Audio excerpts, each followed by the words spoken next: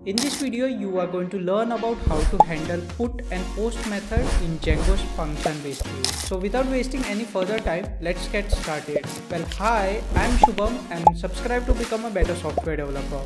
So to get started, we'll create a new file inside the app. I'll call it as view_post.py, and it is up to us what file name we give and how we use it. Okay, so it is not always that we are going to use views.py itself. Okay, so that's why I have created a new file called as view_post.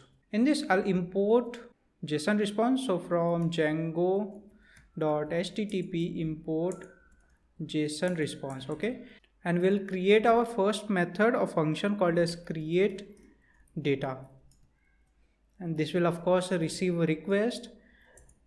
And when we have post request, right, when we send data from the HTML file or from the front end to the back end, this is how we handle it. Okay, see, previously when we had created function, we had only returned the data, right? We had not done anything because this was a get request, and now we are trying to create a post request. What we can do is we can directly create use data over here. So in order to use data, we can do request.post.dict, and this will return us all the dictionary of data. And of course we can return from here. I'll do is JSON response because I don't want to create a new file or HTML file, so that's why we are going to use Postman, or basically the Thunder client, to test this. Okay, and we'll say a message will be equal to successfully submitted the data. Okay, this is our message. Okay, so in order to create URL for this, we'll copy this create data, we'll go to URLs, and over here we'll create our new path. I'll call it to be the same, that is create data comma view_post, because we are going to import it, create data, and of course name also we need to give. So I'll give the same thing and we'll import it over here. So import view post, and this is done. So quickly, what I have done in urls.py is from dot, that means from the same folder, import view post, and created a new path, that is create data. And when that path comes, front slash over here, and we'll call this function. And if we go to this function, this all it does is prints the dictionary and returns with this message. Okay, let's save this. We'll run our project. So python manage.py, actually we need to navigate inside the src. Python manage.py run server. Make sure to activate your environment. My environment is already active. Now if we try to browse this URL, right, let me bring up the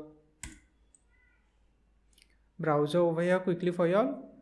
And now if we try to browse the URL, that is create post, it will give me, okay, let's put front slash at the end, and as you can see it gives me it is create data, and as you can see it gives me this successfully submitted the data, but we have not submitted anything, right? So this is not a good thing. It should be throwing us error that we need to submit data. So for that, let's go back to our code and let's handle it. I will comment it for now so that you all can take a look at it later on and check and can see it. So for that, what we'll do is request dot method is equal to post. When we have this method, right, when data is submitted to us via post method, only that time we want to send this, correct? Otherwise you can also do this. Okay, if, that means check request dot method is equal to get. You can do this also. Okay, and then return from here something, but I'll not use this, and instead of that I'll return from here. Okay, I'll return another JSON response, and we'll say is message, and this message will be please submit the data. Let's save this. Now if we go back to our browser, refresh this page, as you can see it says please submit the data, which is correct, because we are not submitting the data over here, we are just getting the data. So that's why this is the error. And now in order to submit the data, we'll go to Thunder Client. Make sure to install this Thunder Client extension from here. All you gotta search is Thunder Client, or you can use Postman also, that also works. You can install this one. I'm using this Thunder Client. I'll go over here, I'll create a new request. I'll go back to the browser, copy this one and paste it over here. Okay, I've saved this, and if currently you can see that it is a GET request. If I send, it says please submit the data, which is correct, but we want to post the data, that means submit the data. I'll click on send and it gives me error, which is totally fine for now. It says 403 forbidden because since this is a Django's function and not really class and also not really Django REST framework, so that's why it gives me error. I know that error is because of csrf token, and we can solve that when we are using the forms.py and also template to submit the data. But for now, all we are going to do is exempt the csrf token.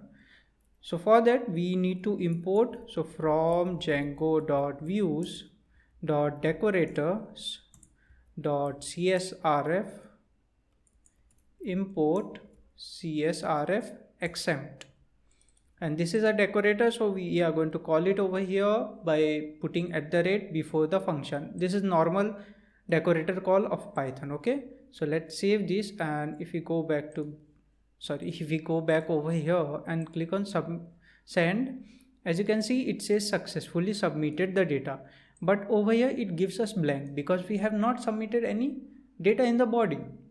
So in order to submit the data in the body, we are going to the body tab, and let me try to minimize this, and we are going to use form over here.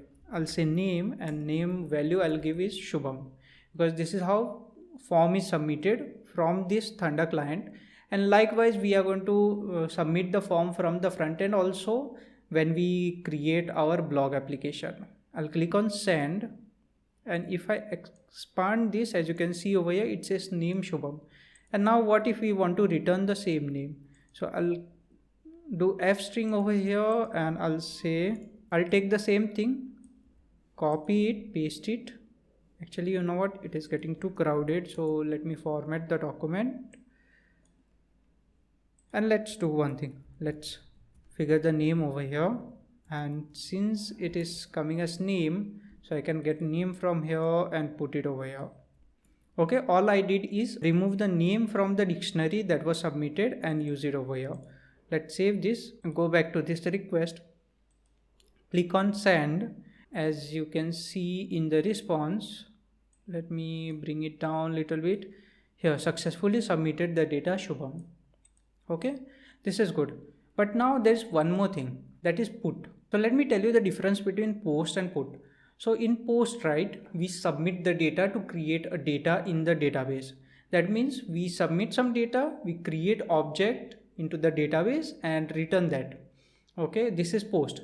When we do put, it means that we are going to submit ID also in the URL. That is of course the best practice that we can follow, and along with that we submit the data that needs to be updated of that particular ID. I can totally explain this to y'all when we create our blog application, but right now you have to just understand it. That's it for this video, guys. In the next video you will learn about class-based views. So thank you and see you in the next one.